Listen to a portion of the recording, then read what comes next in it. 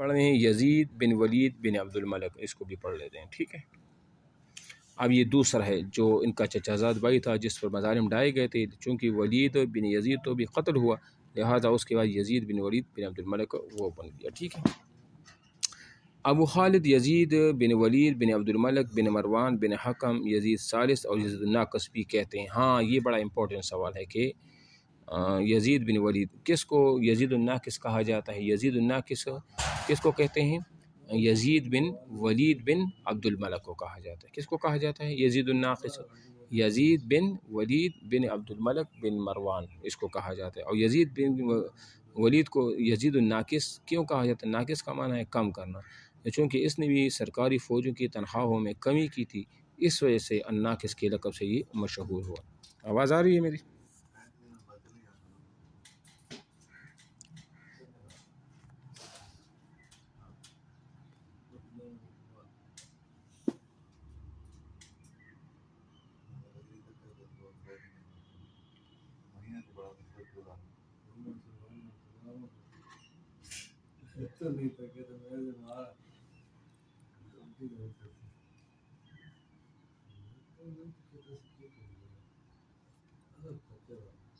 Hello, کال کب کٹ گئی ہے؟ ہلو، میں کہتا ہوں کال کب کٹ گئی تھی؟ میں تو پورا لیکچر کر کے بھی میں نے وہ ختم کر دیا، آپ لوگ کم از کم بولا تو کرے، کب کٹ گئی تھی؟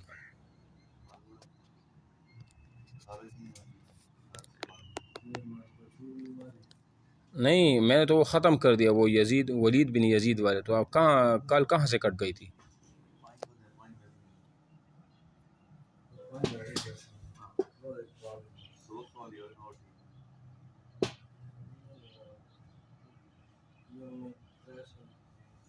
یہ کہاں سے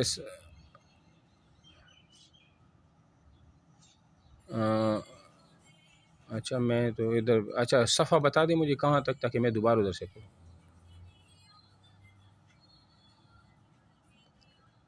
203 کی اوپر ولید بن کی مظالم یہاں سے،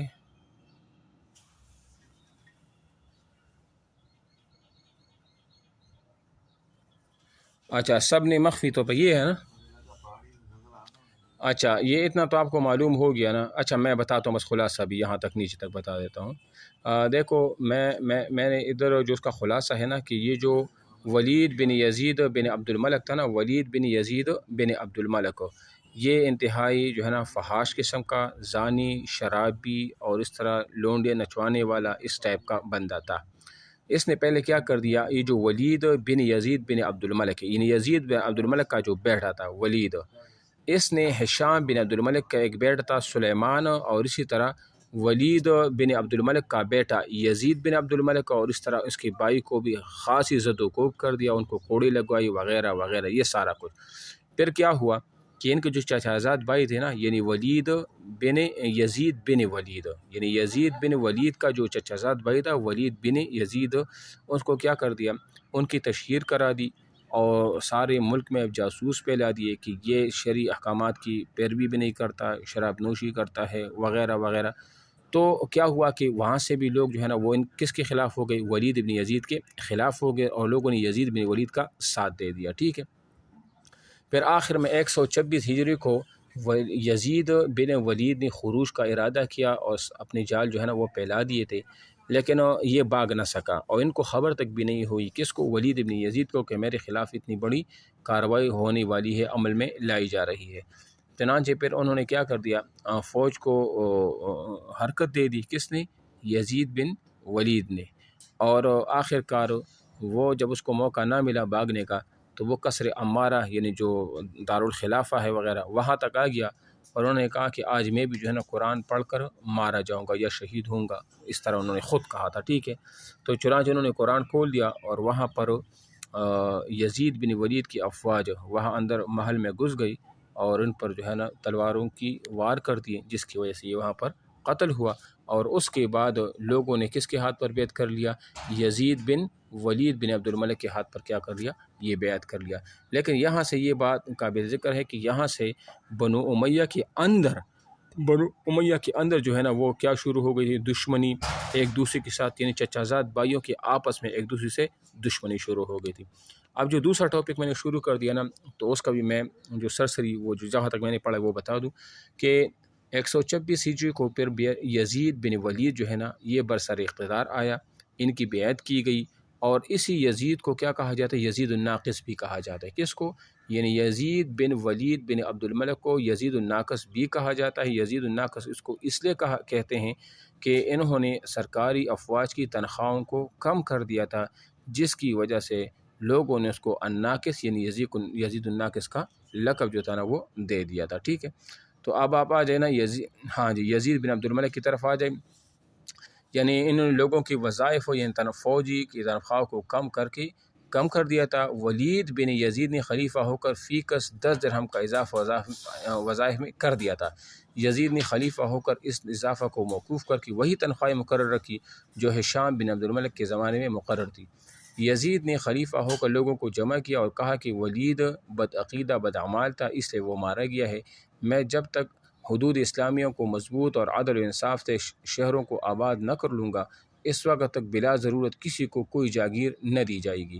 میں اپنے دروازے پر دربان نہ رکھوں گا تاکہ ہر شخص بآسانی مجھ تک پہنچ سکے۔ اگر میں غلط رویہ اختیار کروں تو تم کو اختیار ہے کہ مجھ کو معزول کر دو۔ اس کے بعد یزید بن ولید نے لوگوں سے اپنے بھائی ابراہیم بن ولید اور اس کے بعد عبدالعزیز بن حجاج بن عبد الملک کی ولی عہدی کے لیے بیعت کر لی۔ ٹھیک ہے، لیکن اس کے بعد اس کا بھائی جو تھا نا، یہ کس کے بعد، یزید بن ولید کے بعد اس کا بھائی ابراہیم بن ولید، یہ اس کے بعد تقریباً خلیفہ رہا، وہ بھی چند ماہ خلیفہ رہا۔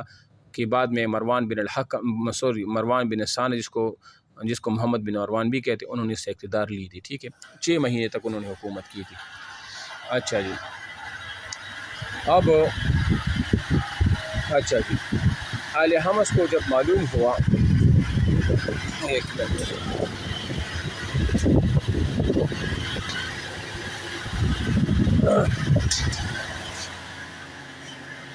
اچھا جی، اہل حمص کو جب معلوم ہوا نا، یہ معلوم ہوا کہ ولید بن یزید قتل ہو گیا ہے، تو انہوں نے بغاوت کی اور ولید کا خون کا بدلہ لینے کی عرض سے یزید بن خالد بن یزید بن معاویہ کو اپنا سردار بنا کر دمشق کی طرف روانہ کر دیا۔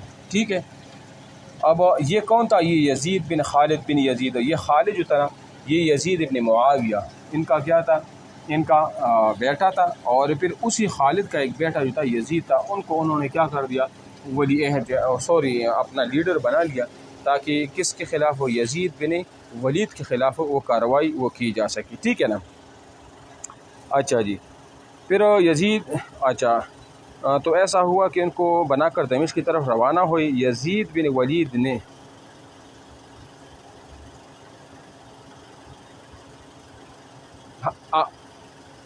نہ اہل حمص نے، حمص نہیں جو شام کا علاقہ ہے، اس اہل علاقہ نا جو کہ ولید بن یزید کے ہمنوا تھے، ان کی پیروکار تھے نا، انہوں نے ان کو کیا بنا دیا، سردار بنا دیا کہ آپ ہمارے سردار ہوں گے، اور اس طرح جو ہے نا آپ